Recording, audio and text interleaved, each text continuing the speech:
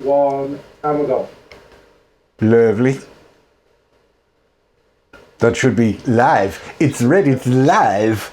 Saying we're live. We is live. So pardon my ignorance, Marco can see us, Yes. but we can't see him. That's right, yes. All right. Why is that? Because Marco hasn't got his camera on. Right. He's preserving his loveliness For some future occasion. for people more worthy of gazing upon his Right. Adonis-like features. Right. All 6'17" of him. Right. Oh. Oh, he's a right. big lad, tall lad. Is he? Oh, God, yes. Huge. Makes me Huge. look like a dwarf. Really? Oh, yes. Ah. Yeah, you look like an infant. An infant. Hey. I told you not to mention the nappy changing events. I like that. An infant. That's terrible. What a thing to say about my friend Keith. Who's there? There he is, look, Keith. Is it? Keith. No, my chair's lower, that's the reason, isn't it? Hello, Miles Dolphin, Miles. Say, Marco Van Basten got the first into tonight's chat. Marco did. Evening all. Yes. Lal's there. Leanne Lawless. Complete with a super glued flange. Oh, what? She's got a super glued flange. Really? Yeah. I'm told it's quite painful. Especially on a chilly night. Tell you what, I've felt like shite all day, but I've cheered up now. Oh, what's the matter like? Tickly throat. Oh. The grandbairns have got sniffles and coughs and colds, and Have you taken something for it then? I've taken some nicotine out of my juice. I dare not tell you what I'm on tonight. What are you on tonight? 3 milligram. 3 milligrams? 3 milligram. Anything more than that, and it's like, it's not good. Have to get your chest rubbed with Vic. I rang him up. He's busy tonight. Who? Vic. Oh, Apparently he's rubbing Jordan's chest. Him and 14 others. God. You can always suck a fisherman's friend, if you know any. Yes, a fisherman's friend, Yeah, I'm not yes. sucking any bloody fishermen or their friends. Where do you think I am? Nick Clegg? Is that your own? Is it ready now? No. Oh, right. No, it's because it's been fermenting at 19 degrees.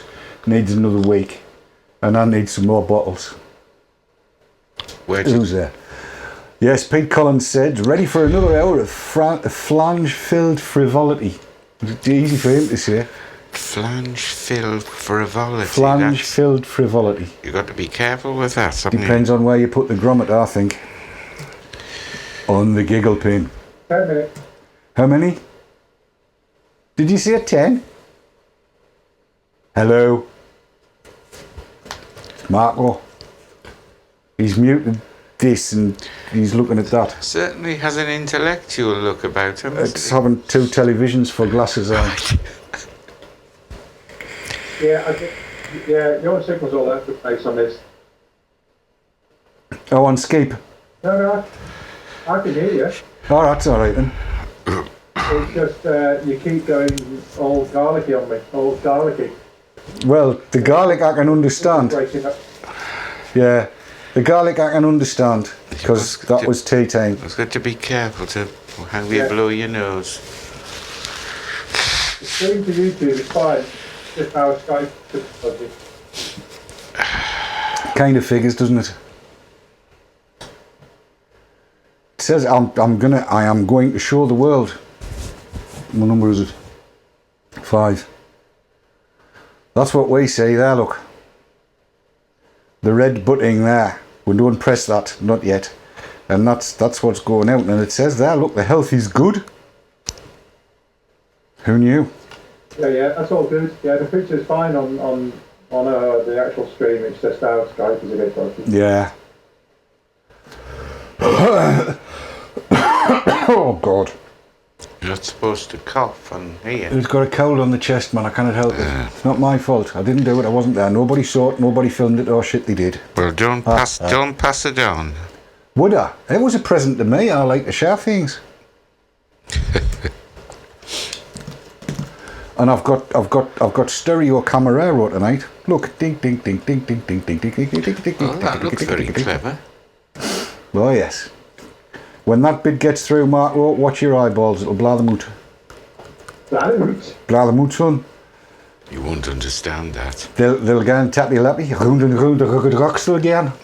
I understand perfectly, Pete. All right. Hello, Jamie Compton. I am a cunning linguist. It's easy for you to say. I'm pleased you got that the right way around. Oh yeah, psycho. Yes, Jamie Compton's there. B. Pinker Evans, Disco Des, Blaze Fuzzy on Mike B. Andrew at, I can't read the rest. Very boring, Trevor. 19 Silent Sevens. Yeah, Ryan Johnson, Leanna. Lawless Fuzzy on Mark Van Keith Bro. Keith Bro? You're broing, Keith. Where's that? In there. In the list of participants. All get Rob Tafey. Disco Des, Kim Lauritsen. Woohoo! That bit just went through. Haha. It says, cease to do that. I can't hear speaking in native tongue. Apparently. That could indeed give one a headache, yes, could be remarkable. Split screen, nearly split me trousers down that, I'm telling you. Cunning linguist, Disco Des. Cunning linguist.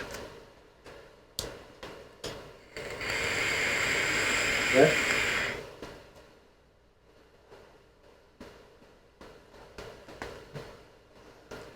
Oh, stand by. That's better. You reading chat there?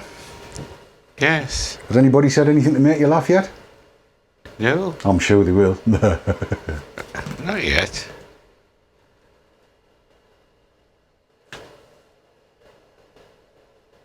The Haze Hour.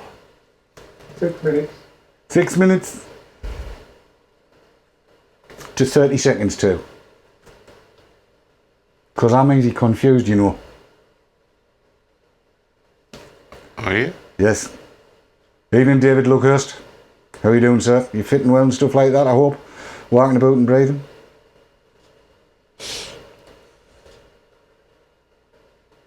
Fuzzy Ann cannot keep up.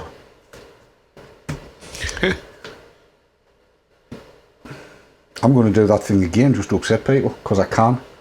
Do what again? That there.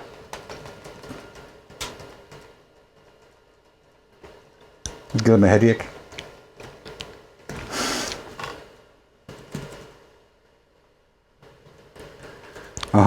Pork Dave, Yeah. please, just for giggles. Bloody didn't know. What? Bob, I can actually see what's in chat, you know. Disco Des's drum and mate was so depressed that he'd lost his sense of rhythm, so he threw himself behind a train. Waiting for the day Keith takes along ear defenders for the title. Well, there's a lot of truth in that. What ear defenders? Calculations are rubbish. Ear defenders. You what? God, this is moving quickly. Oh, aye.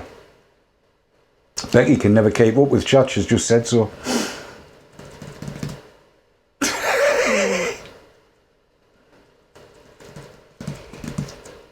Here we go, there you are. Woohoo!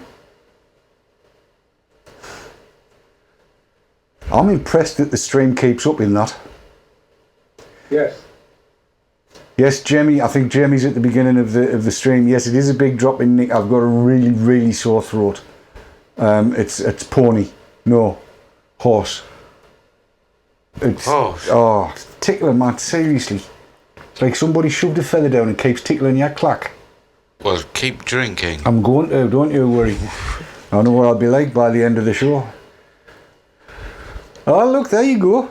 You've got drinks getting bought for you at the next knees, mate, because you poked us. All right. Oh, I didn't come across that. It's all yet. right, Bob. Pokes worth a pint. Absolutely. Hey, be careful. What a pokes make? Pints. You know he's got a throat like a sink. Has he? You. Good Lord above. Pint on me. I'll remember that. I'm not going to be blowing any big clouds tonight, that's for sure.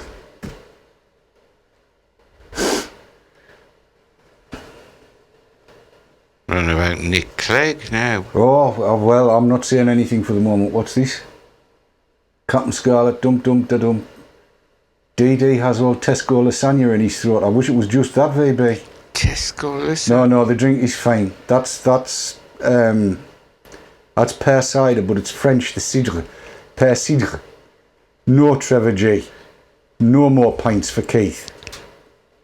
I'm watching you. 3 pints. I'm watching you. 3 pints. I'm bloody watching you, don't you worry.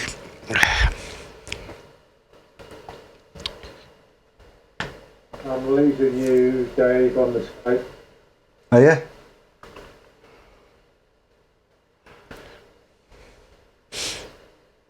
I'm not sure side is the best stuff, you know. The colour always puts me off. Well, I've had that tested. Have you? Aye, both sheep are pregnant. Marco, if we'll go 30 seconds till, I'll hear you.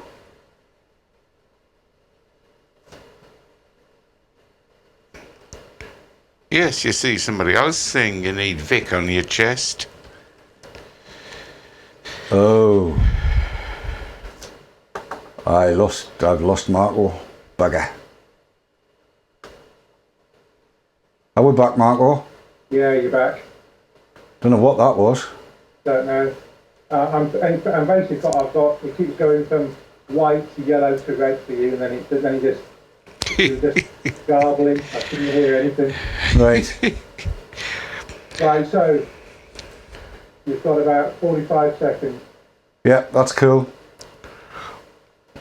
Always thought Geordies were homesick Vikings like that. Homesick Vikings. There's no such thing as a Geordie till a Scotsman tucked a pig.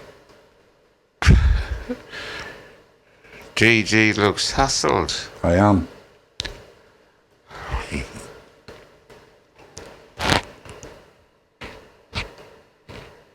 Twenty seconds. Okay.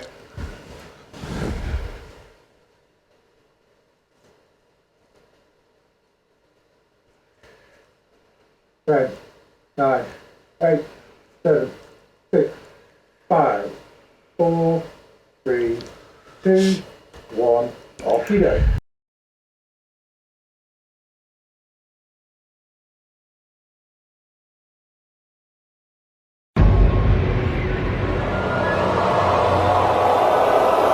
SaveTheSix.co.uk, sponsors of the Haze Hour.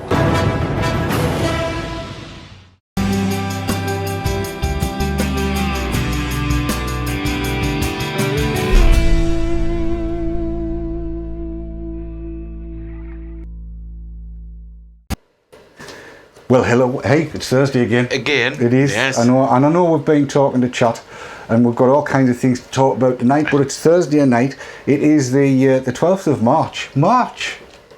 That's right. Yes, it's March. 12th of Yes. March. It is in the year of 2015. I hesitate A to say. record mild winter.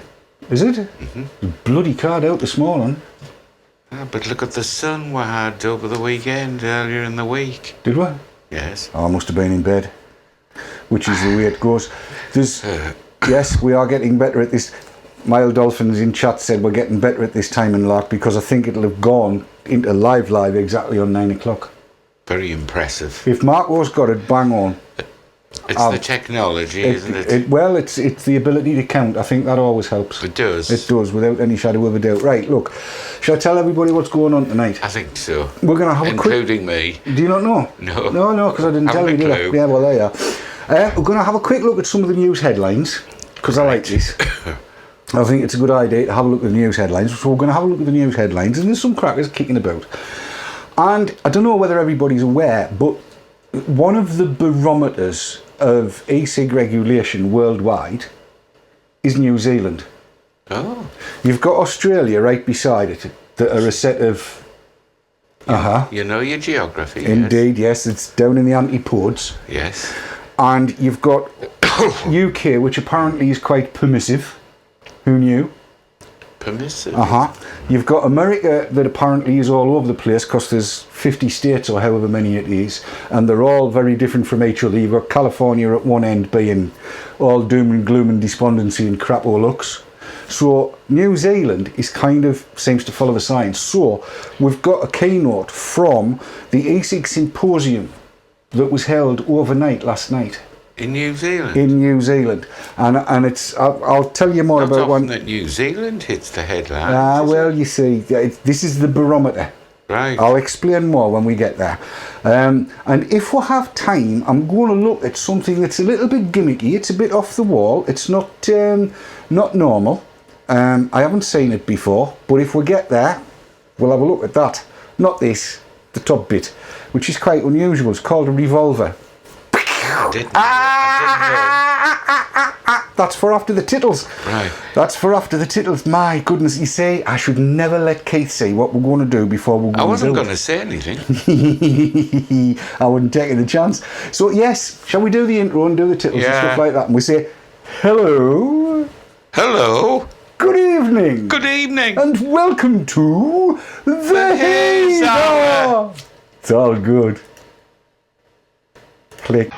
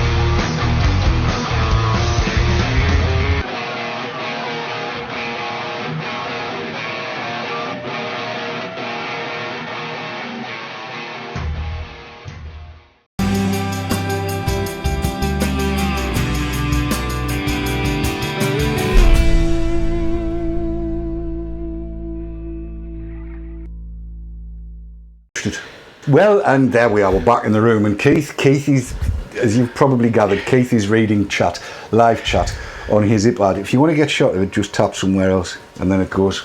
Oh, right. You live and learn, don't you? It's a crazy thing, it's a crazy thing. News. Yes, I'm just having a quick look at chat, and apparently it's clear as a whistle, it says here.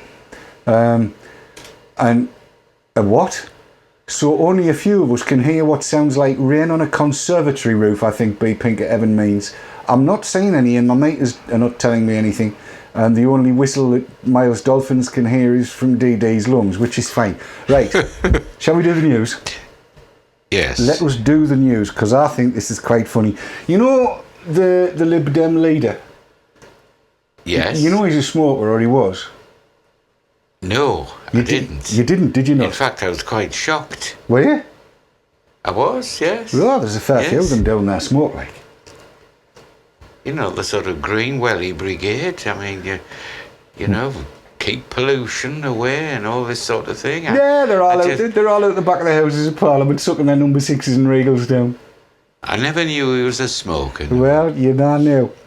But let's go to here, where it says, look, in the mail online. It says, hey, Clegg keeps a promise. After years of struggling, he's finally quit smoking thanks to high voltage blueberry vaping. That's just amazing. And for some reason, oh, you silly Is that bugger. today's Mail Online? This is today's Mail Online, yes. He claims to have kicked the habit thanks to blueberry flavoured vapes. And there's 2 or 3 places that picked this up. It says Nick Clegg might suffer from a reputation for struggling to keep promises. No shit, Sherlock. But he claims to have made a breakthrough on one long-running ambition to give up smoking. The Deputy Prime Minister has become a convert to vaping, in particular using a blueberry flavoured e-cigarette which helps him unwind at home in the evenings with the occasional glass of Spanish white wine. And I want it noted, blueberry. Right? Yes, blueberry. He doesn't look like a child to me, even in that photograph. Spanish white wine. Well, his wife's Spanish, isn't she? I believe so, yes. But yes, a convert to vape and using blueberry flavoured e-cigarette, which helps him unwind at home in the evenings with a glass of Spanish white See, wine. when you hear something like that, it makes you realise that some politicians are actually human. Do you know what I mean? Well, I'm not sure that's the right word. Human, is it? Well, the same as the rest of us. Let's put it that way. Well, I'm definitely not human. I mean, you just got to look. But yes, so Cleggy. Aye. Cleggy. I wonder if he's Young if Cameron smokes. Aye. I don't think so. Yeah.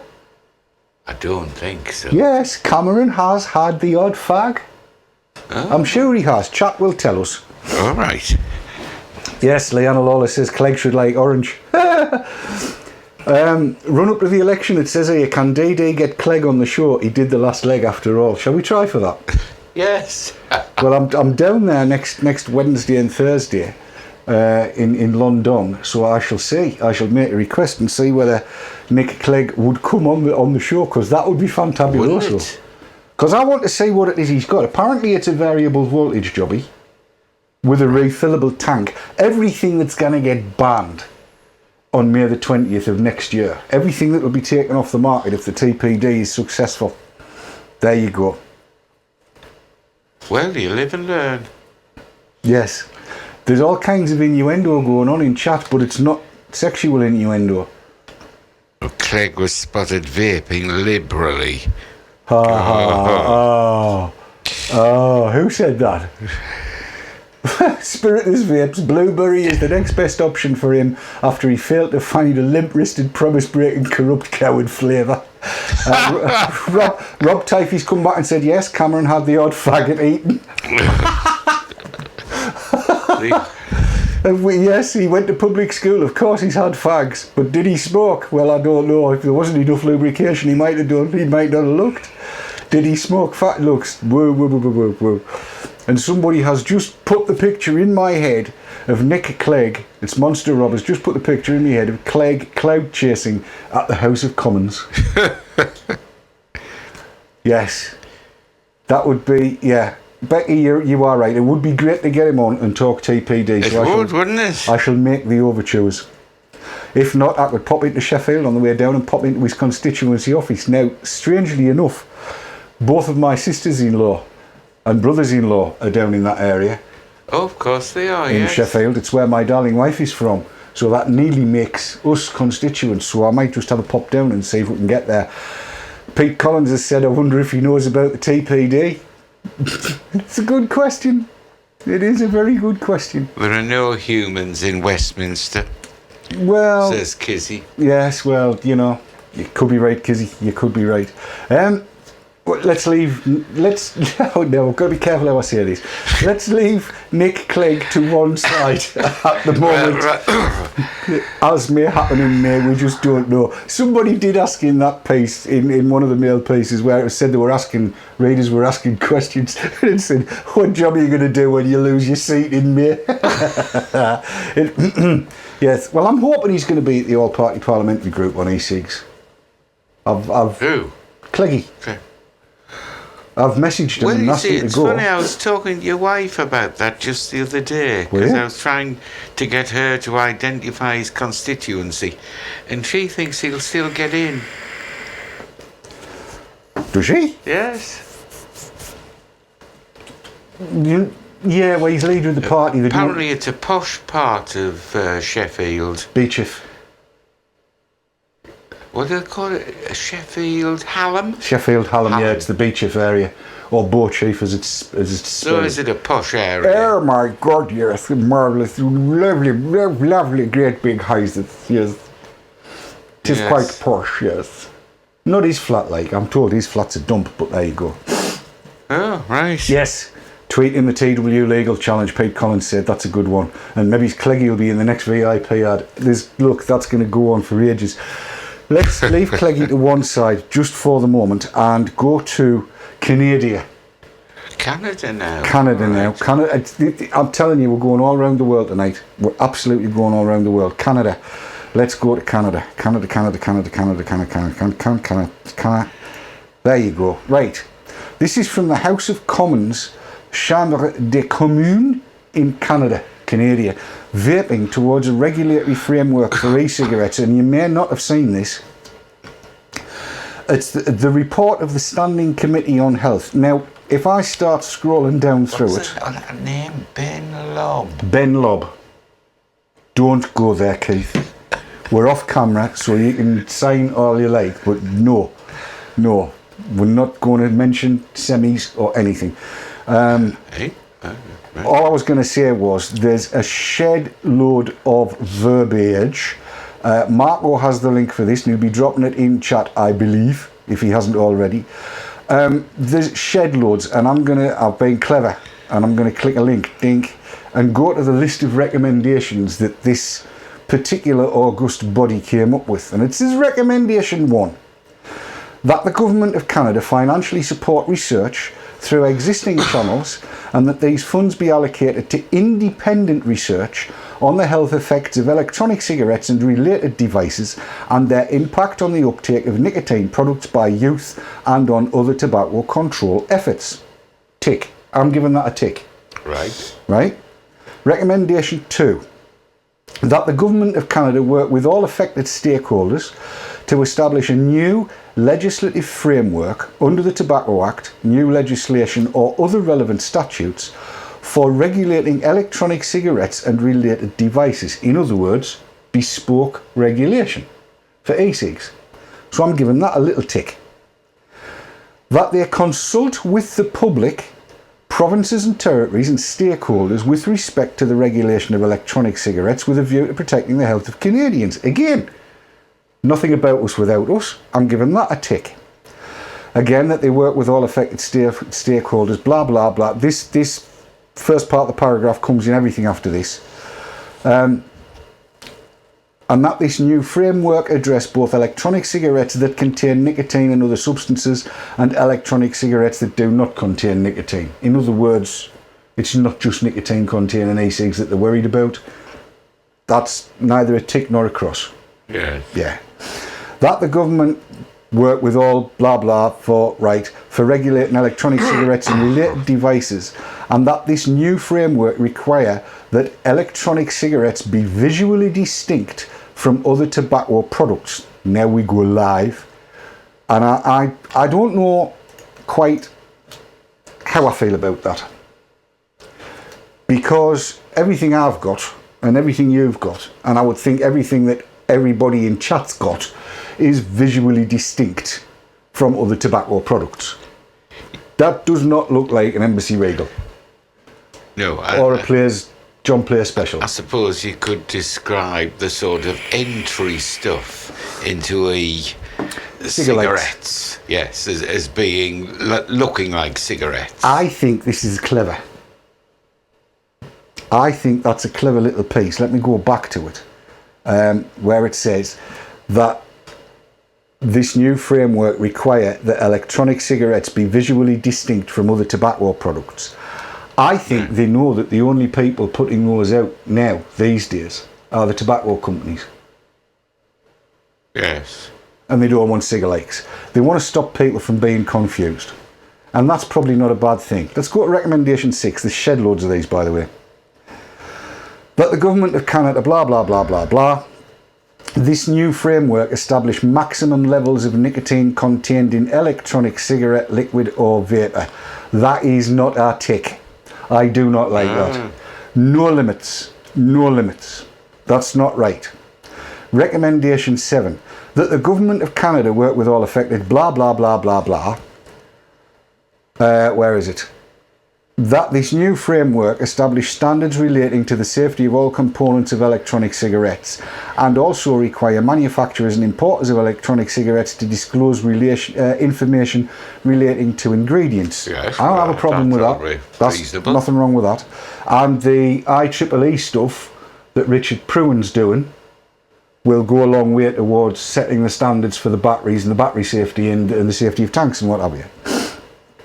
Recommendation 8 says that this new framework requires that electronic cigarette components be sold in child-resistant packaging, and that all packaging clearly and accurately indicates the concentration of nicotine and contains appropriate safety warnings about the product. Again, can't argue with that. It's difficult to argue with that, isn't it? It is. That's, you know, pretty damn good. Marco van Basten says the problem is cigarettes are a starting point for many people. Now, Point I made, yeah. well, yes, but the thing is, now I'm going to have to look in here now and see if I can find one, and I bet I cannot. I don't have a problem with the form factor if the cigarette is pink, orange, sky blue, pink with yellow dots on, black, anything that a cigarette isn't, then it's Well, visually you can distinct. even pick them up in Poundland, can't you? You can't, but I mean, you could have, sky blue, yellow legs, Yes. and all of the other stuff that would make them visually distinct. So there's no reason why you couldn't get cigarettes out there, but they just don't want them to look like fags. Well, you used to be able to get cigarettes in pastel shades. I don't know whether you still can. Sobrani cocktails. Yes. Try finding them. You can't get them now. Well, no, because they tasted like shite. They looked nice, but they tasted... Who the hell would smoke them?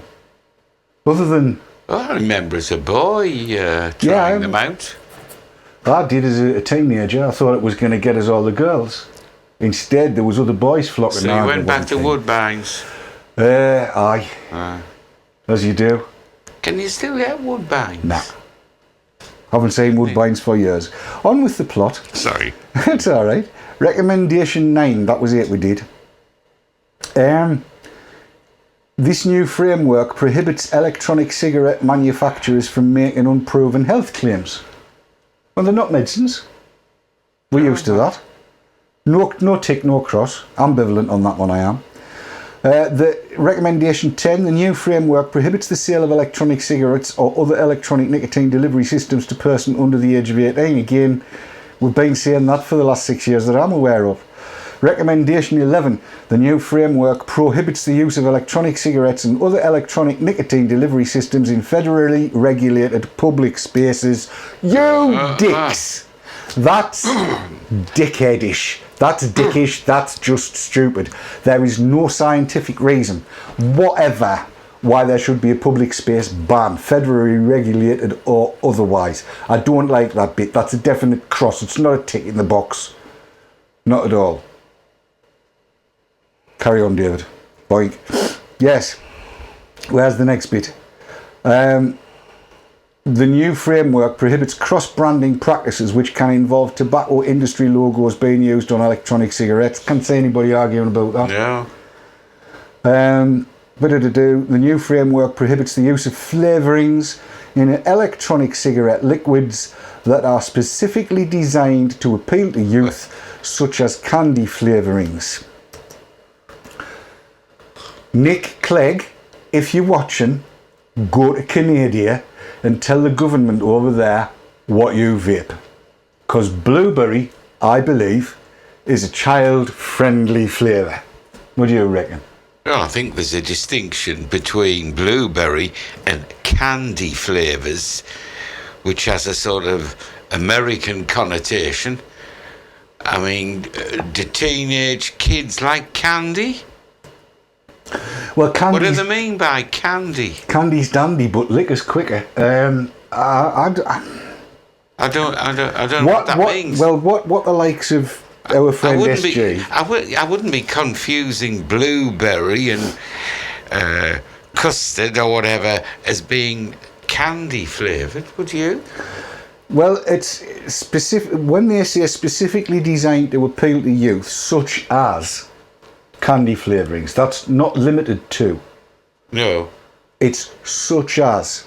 And there's the wording for it again for everybody to say, look. And I'll even try and highlight it. Prohibits.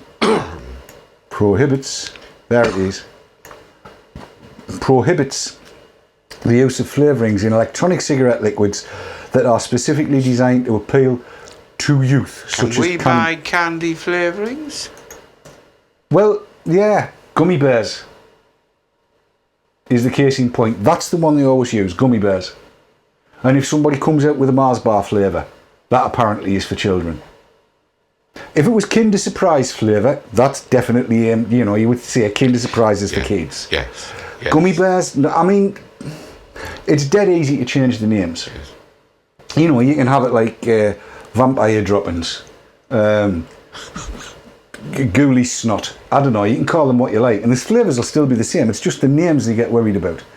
And as Nicky, our wife, was pointed out, kids hate fruit. It's too healthy.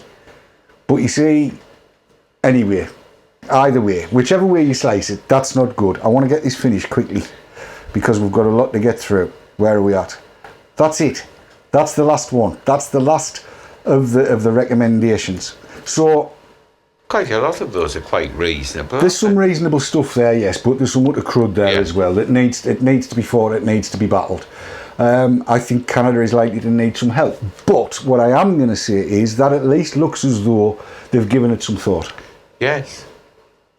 And I mean, if they did, for instance, outlaw everything that was, I don't know, gummy bear, Tootsie Roll, Fruit Loops, Rice Krispies, whatever flavour, things that you would notionally think are actually for kids, then, and just call them something else. It's not going to restrict the market that much. I'm not that bothered about things not having to look like e-cigs. But yes, it'll be interesting to see how that goes, and that's gonna inform the video that I've got from New Zealand for you, which is going to come up straight after the adverts, which we are going to take now. Yes. Because it's that time. We'll be back in a couple of minutes. Fill your tanks, get your coffees ready. Don't forget, any more than 2 shakes, you're enjoying it too much. Back in 2.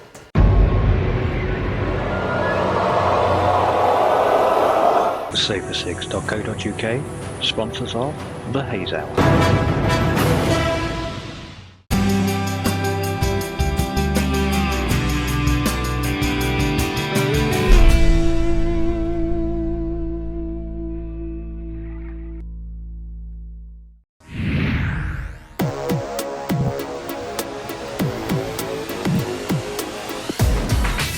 Often imitated, never duplicated.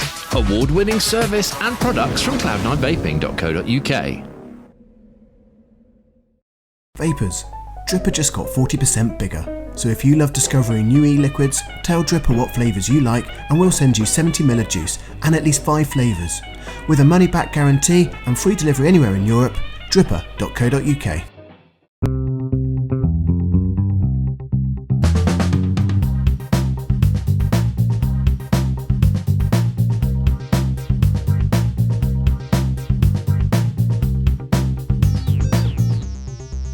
LP Vape, UK purveyor of e-cigarettes and e-liquids.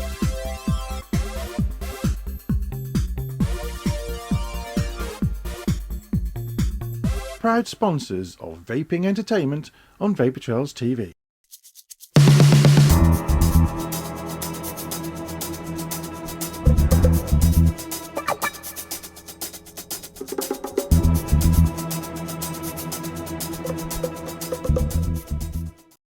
What's in this e-cig cloud? Harmless water vapour, right? Pretty much, yes. Compared to a lit cigarette, it's much safer than smoke. But it contains nicotine, and nicotine on its own isn't toxic and doesn't cause cancer. If you're worried about switching to vapour, here are some facts. No tar, no smoke, no burnt tobacco. Cooking your evening meal produces more toxins than are found in exhaled vapour. Tobacco smoke contains toxins at very high levels, and vapour does not. And that vapour contains 6,000 times less carcinogens than cigarette smoke. Electronic cigarette vapour. There's nothing to be frightened of. The only dangerous electronic cigarette is a banned one.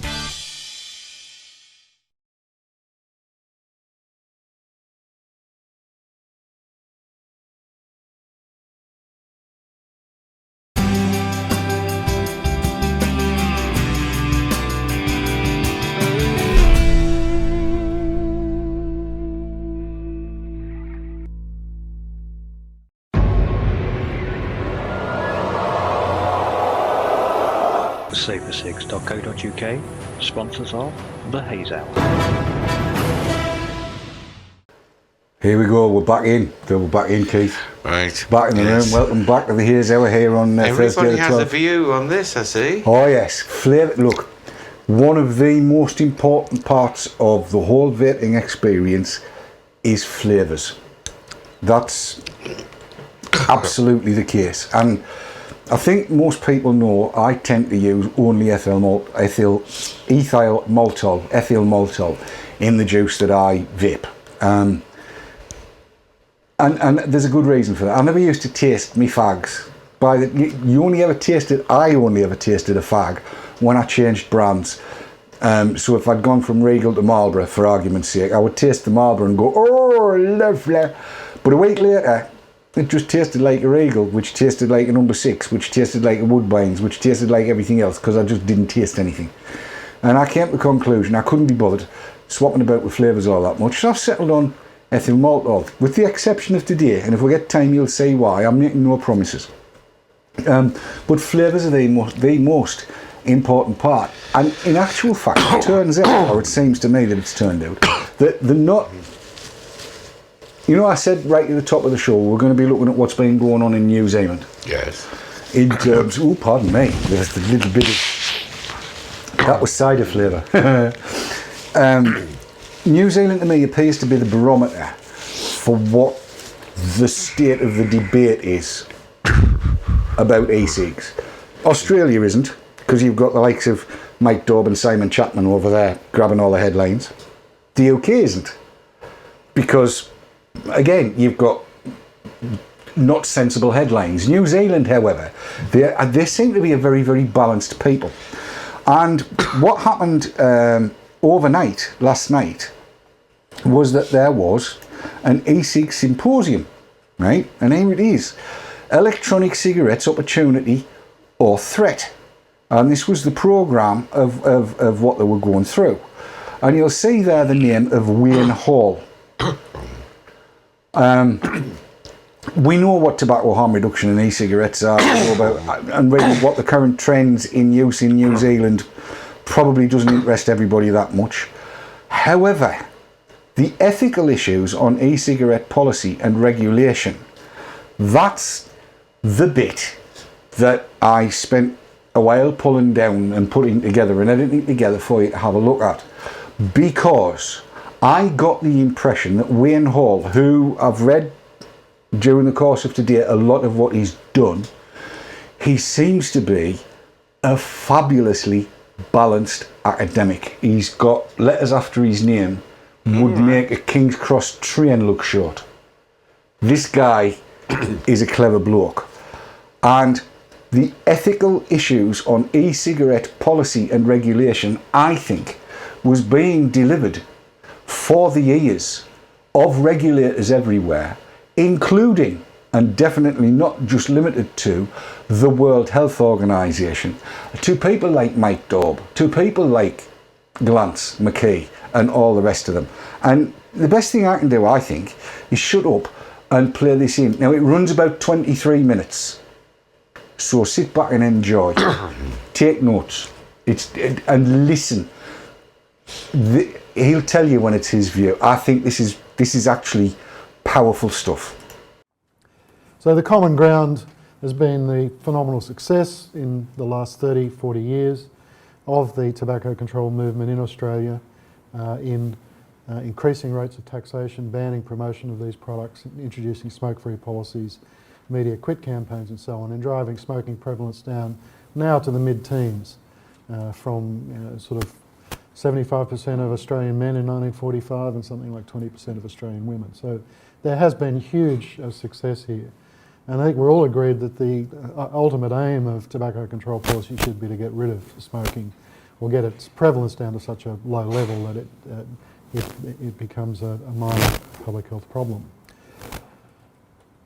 So, and we're also agreed that tobacco smoking, despite all our successes, remains a major problem, and the disagreement is about what other policies should be pursued with the aim of eliminating smoking. And I think underlying one of these disagreements is what people think the policy goal should be. Is it to eliminate not just... Sorry, I'm just getting a lot of interference, so I'm just going to have to play around with this for a second, but please continue. Whether the aim of policy should be to eliminate just tobacco smoking or tobacco and nicotine use. And I think for some people, as we've heard earlier, the fact that nicotine remains an addictive substance, even if it could be delivered in ways that are much less harmful than a combusted cigarette, would present a problem from their point of view. And I guess people on the other side of the argument, who might, like myself, who are more open to the idea of alternatives to combustible cigarettes, might see these safer forms of nicotine as a mechanism for moving towards the elimination of smoking as a habit. By allowing these products to compete with cigarettes and eventually displace them. So we have a series of competing claims made about ENDS products in Australia, and I mean this is a bit of a simplification, but certainly those who are most in favour, probably to be found in the United Kingdom rather than Australia, see electronic nicotine delivery systems as a transformational technology that promises to end smoking, and if it achieved that goal then there would be huge public health gains.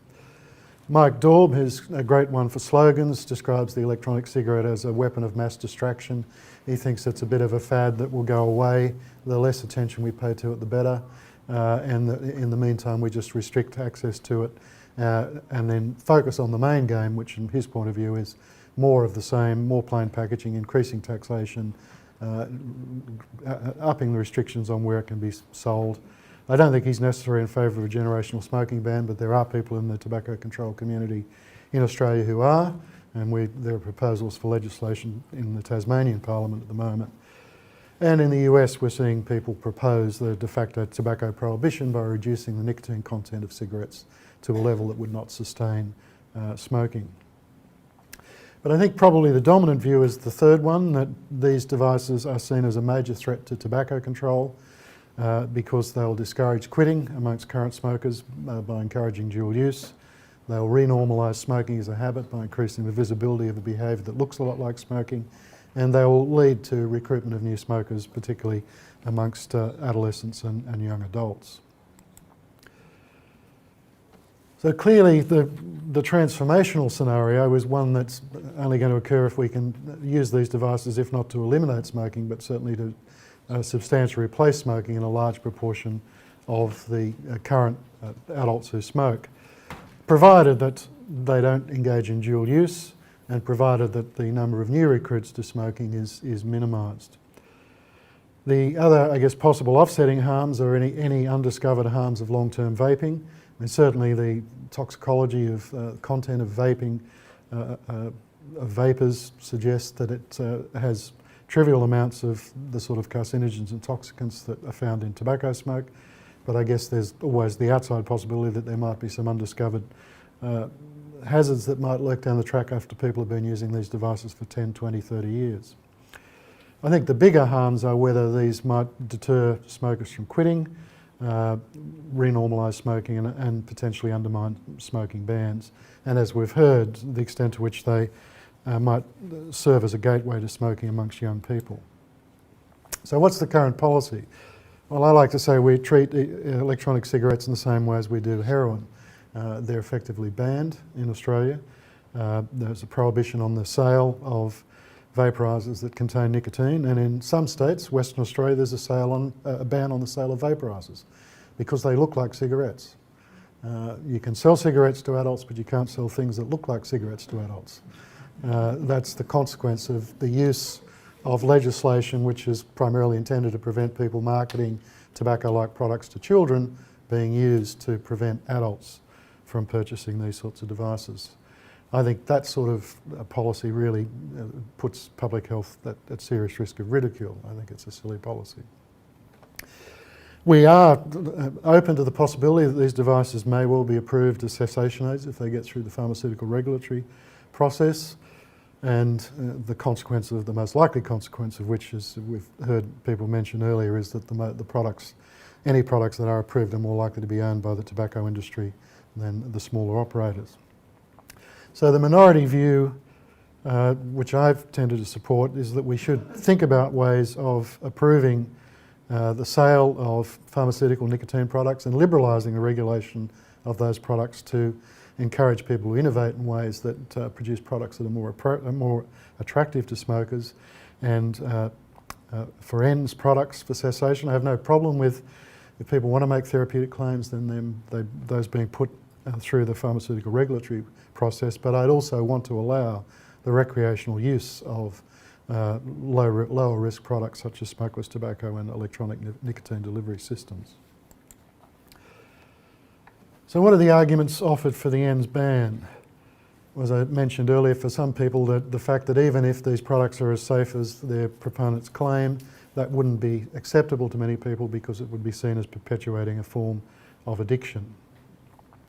And people like Mike Daub and Simon Chapman argue that tobacco smoking is disappearing, prevalence is plummeting. Why should we relax our policies now? We just need to get tougher and continue doing what we've done so successfully. And of course, we've already heard some of the arguments I mentioned earlier with the appeal to the prior experience with light and low tar cigarettes. And a big concern for many people in the Australian tobacco control community is the fact that the tobacco industry is now involved in marketing some of these devices. I guess for many people this is the issue, and it's an issue that's very hard to get past for many people in the tobacco control community, and we have invocation of the Framework Convention on Tobacco Control provisions as well, arguing that it's inconsistent with the Framework Convention to be even saying anything favourable about these sorts of devices. I'm not a lawyer, but I think that's not a very productive way to go. So I mean, clearly the tobacco industry have form, as has been said earlier. They've used light and low tar cigarettes in the past to undermine policy. They've attempted to use to encourage dual use of smokeless tobacco products in the US. So we should expect them to do what they've been doing, but I think we need to be mindful of ways in which we can regulate these products to minimise some of those risks. So on to some of the ethical issues.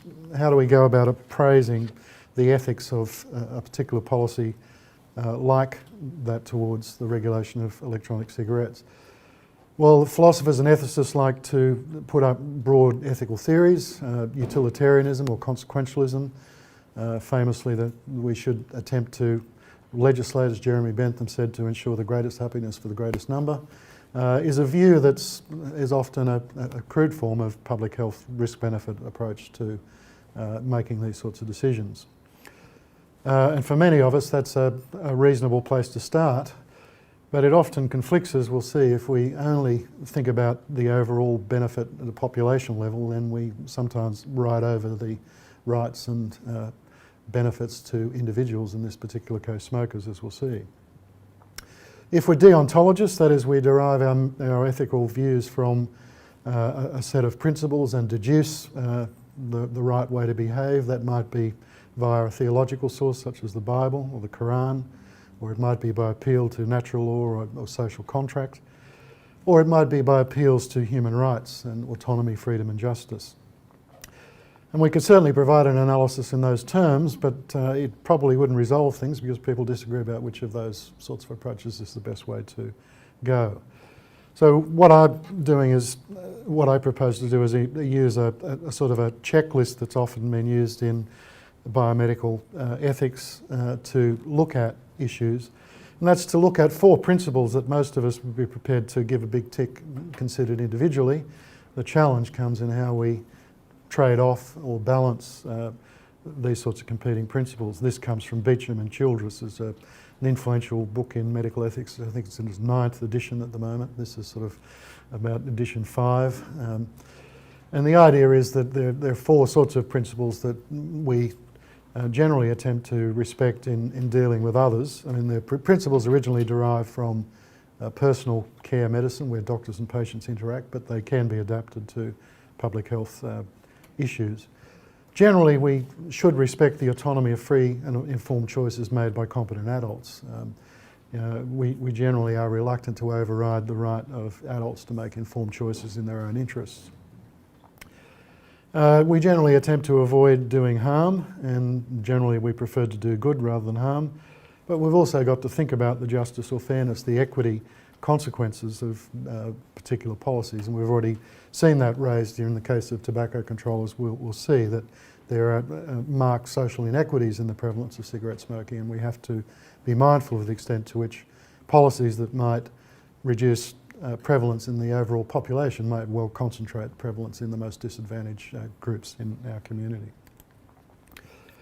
I'll skip that. Well, only to make the point that I guess that at bottom, ethical issues are resolved by the political process in countries like our own. And usually that leads to some sort of legislative or regulatory solutions that one hopes enact consensus when it exists, but more often negotiate some sort of acceptable compromise when it cannot. And I'd argue that in the case of the Australian policy around e-cigarettes, we really haven't had a political process. There's been no public debate. The decision to ban these products has really been made behind closed doors by bureaucrats interpreting poisons legislation. So I think we do need to have an adult grown-up public discussion about whether the current policy that we've got is the most appropriate. So if you look at the current ban on the sale of ENDS products to adult smokers, clearly it's paternalistic. We're denying the autonomy of adult smokers to choose a lower risk product, and we're justifying that decision to override their autonomy by appealing to the interests of public health. In part their own interests, but more predominantly the interests of public health more broadly, and particularly wanting to protect younger people from being exposed to these products and becoming smokers. It's clearly unjust in that it disadvantages current smokers in order to prevent new smokers from starting. It also disadvantages addicted and socially disadvantaged smokers, and it disadvantages smokers who want to reduce their risks. I think that's all fairly clear. The argument, I guess the debate to be had is whether the potential harms that are being averted by this ban justify those clear sort of violations of the autonomy and justice principles. It's also arguably a policy that's hard to defend, that you've got a policy that prohibits the less harmful product while allowing the most harmful to be freely sold. And it really is, when people have to stand up and justify that, it really is impossible to justify. And I guess it's the point made very clearly by our legal colleagues before lunch, that this is really an incoherent form of public policy. Well, if we look at a sales ban from a consequentialist point of view, the people who support it argues that it prevents another harm reduction hoax, which is what Mike Daub argues, for example, that it prevents dual use and discouragement of quitting, and it will reduce recruitment of new smokers via the renormalisation of smoking and gateway effects that ENDS might have to smoking. On the other side of the argument, opponents argue that it fails to reduce harm for current smokers. It prevents them or makes it much more difficult for them to reduce the harm. It fails to eliminate cigarette smoking for the same reason for those people who might be interested in using these products. And more critically, as it's clear in Australia, even though we've got a ban, 30% of Australian smokers in 2014 had tried these products, and about half of that number were using in the past year. That's not a whole lot less than we saw the figures earlier in the UK where these products are still legal. So it's not stopping people from using it, it means that these products are supplied by the black market and they go unregulated, and there's no protection of consumer interests as a consequence of that. So what are the ethical issues raised by an alternative policy that might allow ENDS to be distributed in some ways? Well, clearly it's a much less paternalistic policy than a ban because it respects smokers' autonomy. There may well be some restrictions on autonomy here because we might want to argue that we shouldn't make these products as available as tobacco, at least in the short term. It would be fairer to addicted smokers in allowing them access to less harmful products, and it would be an easier public health policy to defend in that we're not prohibiting a less harmful product while failing to regulate the most harmful, namely cigarettes. The consequences of the alternative policy would be clearly positive for smokers who either use these devices to successfully quit or they completely switched. Public health consequences are perhaps a little less certain, depending on how much dual use smokers engage in and how much recruitment there is to smoking amongst young people. It minimises or avoids black market concerns, and it would potentially allow much better regulation of these products. And arguably the consequences of allowing these products to be sold will depend critically on how we permit them to be sold and how they're used by consumers. And I think one of the unfortunate things about the Australian policy debate, and I see echoes of it elsewhere in other policy debates, is the assumption that there's only really two options here. We ban them or anything goes. And anything goes being the Wild West open promotion, basically the US and to a lesser extent the UK. I don't think we have to make that choice. I think there are sensible middle grounds that we could think of adopting. So we can think of various ways in which electronic nicotine delivery systems might be made available to smokers. And effectively the first of these is the current Australian policy that they're only allowed for cessation if they're approved.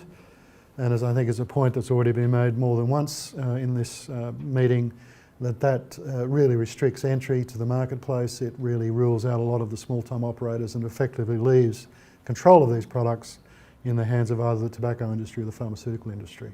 And I think that's probably something that's undesirable. And of course it leaves open the question, what happens while we're waiting? This could take some time.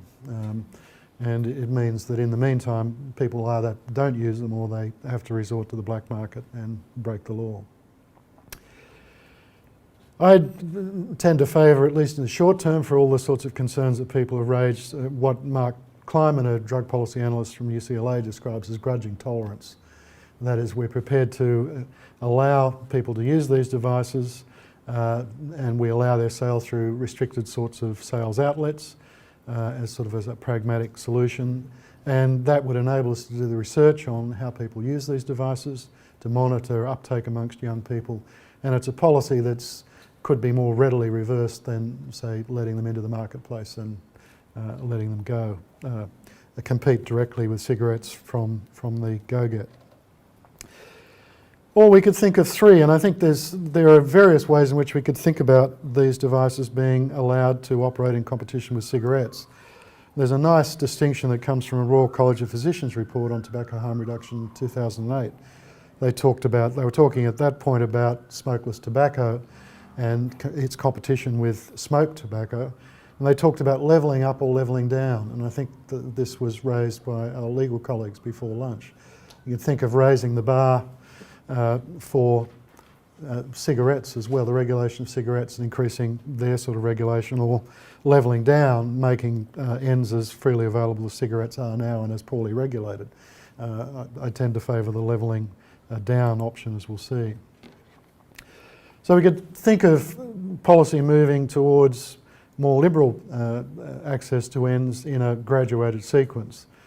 We could certainly, and I think we should be thinking about liberalising the regulation of pharmaceutical nicotine products so that they can deliver nicotine in ways that are much more like what smokers want and are much more attractive and potentially suitable for long-term use.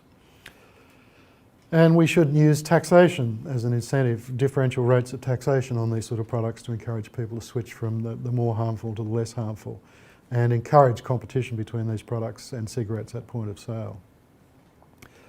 We certainly should be attempting, and if governments are serious about looking at cessation, then that means funding clinical trials of promising products that might be registered, rather than waiting for the tobacco industry to do that for us. And we could allow the sale of these products where cigarettes are sold, potentially if they prove to be effective and safe. I'd be in favour of allowing the sale of these products for uses other than cessation via restricted outlets, probably licensed outlets, tobacconists, maybe some non-government organisations if they're prepared to do it. Adult stores in Australia were selling these devices for quite a while. That's sort of one way to restricting access to adolescents. Clearly, unless there was evidence of efficacy, they'd not be allowed to make health claims. And again, if the evidence is reasonable, as I think it is, some differential in taxes imposed on these might be used to encourage switching. I'd be inclined to, at least in the short term, possibly with some sort of sunset clause, apply the same laws around the use of these devices in public places as currently apply to cigarettes. If you're really gung-ho and draconian, you could license users. I don't think that's a feasible option. I don't think it'd be particularly attractive to most people, but I think we certainly should license sellers. And then ultimately, one might hope in the longer course, if these products do prove to be safe and effective and we can find ways of minimising uptake in youth, then you'd want to encourage their sale and competition with cigarettes. And you'd want to use the availability of a cheaper alternative to cigarettes to reduce the places where cigarettes can be sold. Because the argument has to be fairly simple. If these devices are as low risk as they may, if they prove to be as low risk as they claim to be, why the hell would you ever allow cigarettes to be sold in supermarkets and small shops? You could allow the sale of cigarettes in restricted outlets for people who are seriously interested in buying them at a high price, but you get them out of people's faces, which would do a lot to address the concerns about gateways, because the concern about gateway effects of e-cigarettes presupposes that cigarettes continue to be freely sold as they are now. And for people like myself who are prepared to entertain the benefits of electronic nicotine delivery systems, the major aim is to use them as leverage to eliminate cigarettes or greatly reduce their availability and promotion in our community, including particularly to young people. Right. Yes, well, that took me by surprise. I was so into what he was saying. What did you make of that? Very calmly delivered, very balanced. Good. Very. Need to take the second advert. Be back in 2 minutes, then I just want to talk a little bit about what we've just seen and why I think that particular keynote is an important point in the history of e-cigs. Back in 2 ticks, don't go anywhere.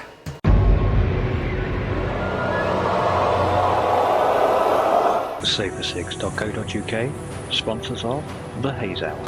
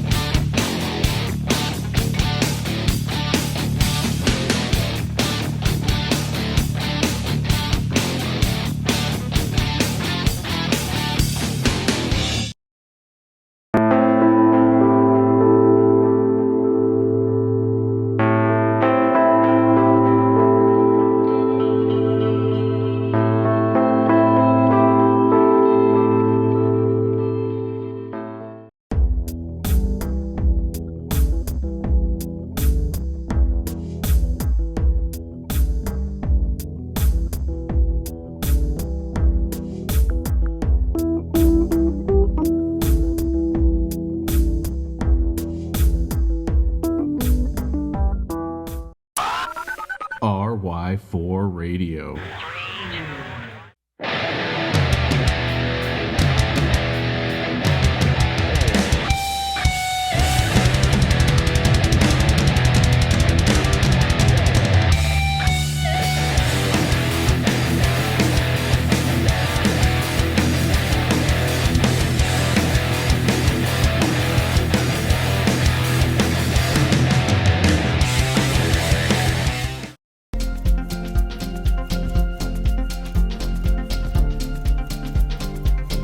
Joytech UK are proud sponsors of vapetrails.tv.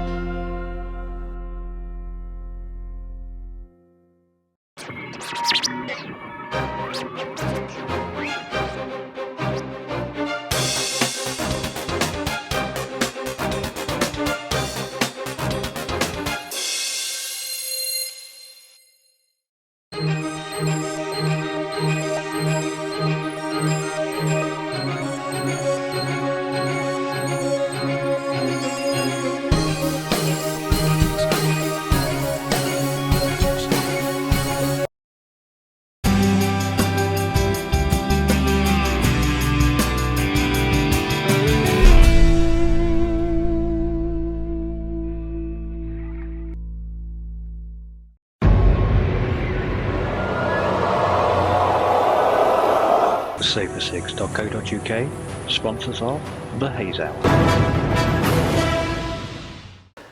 And we're back in the room. Right, just to confirm, that guy's name is Wayne Hall, Professor Wayne Hall at the University of Queensland. Now, if you're watching on demand or if you want to watch after the show, there is a link to the full 7.5 hours of footage available from that symposium. It'll be where all the links usually go in a YouTube video. It's there. The whole 7.5 hours is there. One of the things I did want to point out, and I'm going to swap across to this, I've got no idea whether this is going to work, but I'll just show you right at the start of it. Here we go. That we've got there, the Health Minister from New Zealand is in. It's not going to play, but that's the Health Minister of New Zealand. Or the Deputy Health Minister, I should say. So looks a bit like Putin, doesn't he? He does a bit, yes, but never mind what he looks like. That was all good. Now in chat, I'm seeing that there's one or two people who are a little bit less than happy about the restrictions that were suggested in there. Bear in mind that in Australia and New Zealand, e-cigs with nicotine are illegal anyway. What they're looking at is making them as available as cigarettes. But what they're going to do, or what he's talking about doing, is making cigarettes, tobacco cigarettes, less available. And it actually makes sense that at some point, if he's talking about e-cigs being sold in adult stores, I just imagine, hello, you got the ends on a sub tank, please? And while we're on about it, you know, the good lady here indoors did ask, could I get an 18-inch dildo for her at the same time? Displays in Ann Summers or I've something. just got horrible thoughts now of e-cigs in stockings and suspenders, but never mind. Right. Yes, it could end up that if they start with e-cigs in adult shops, that they end up swapping so that tobacco cigs end up in the adult shops and e-cigs are in all the other ones. That's kind of the route that I read he would go down. And people at the same time, of course, might be tempted to buy other adult products. You might think that I couldn't possibly comment. Yes, and I've scrolled chat. I shouldn't have done that. There we go. Yes, it really is worthwhile watching the whole thing. I suspect, I've not yet checked, but I think Wayne Hall will be on Twitter. I do know he looks at the science. I do think that to a large degree he's been playing devil's advocate in what he was doing there. I think there is mileage. And as many people have said in chat, if we could clone him and insert him into UCL instead of Glance. So has he a scientific background, you know? I mean, he's an academic, but... He's a very, very learned man. Very, very learned man. And he's written some very hard-hitting papers on some very good stuff. And he's not an anti. He takes a pragmatic view on just about everything he does. I've not had time to research him to the nth degree yet, but, you know, I'm getting there. What I've seen so far, I like. Yes. Yeah. There are little bits and bobs in amongst all of that little lot that we might not be massively, that we might not be massively happy about.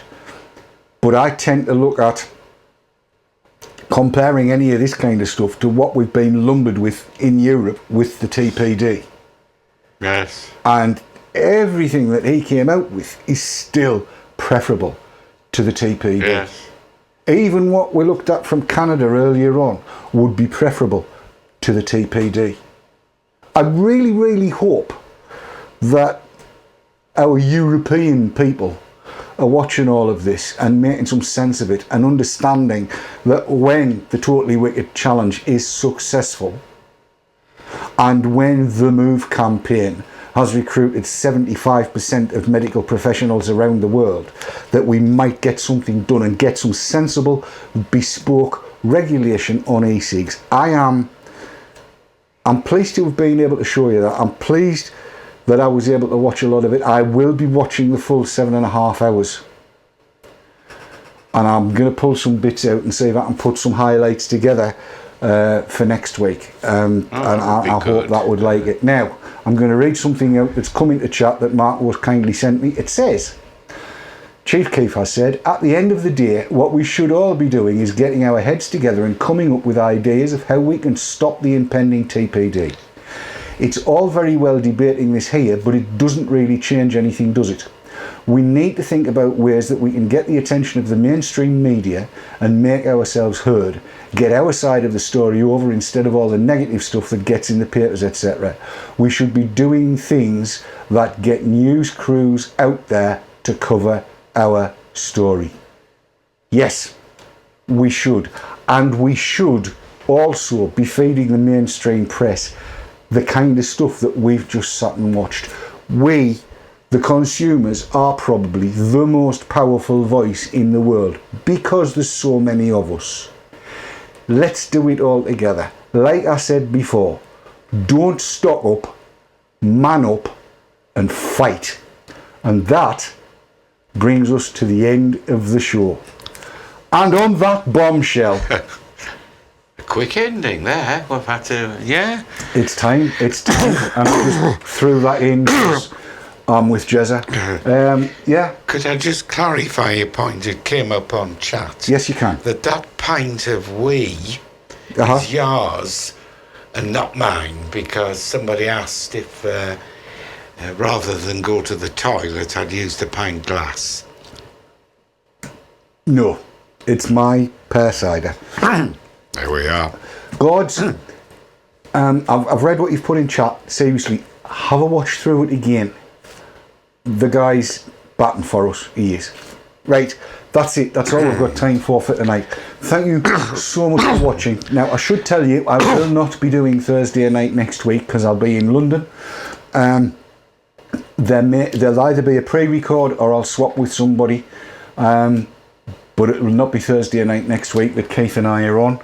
So we'll see how that's that... available the following one. Right, so just so everybody knows. But until we see you next time, are you ready for this? Yes. Vape on, vape hard, and don't let the bastards grind you down. Till we see you next time, from all of us here, including Marco, who was my producer tonight. Whoops, take care of each other. We'll see you on the flip side. Good night, everybody. Good night. Bye-bye.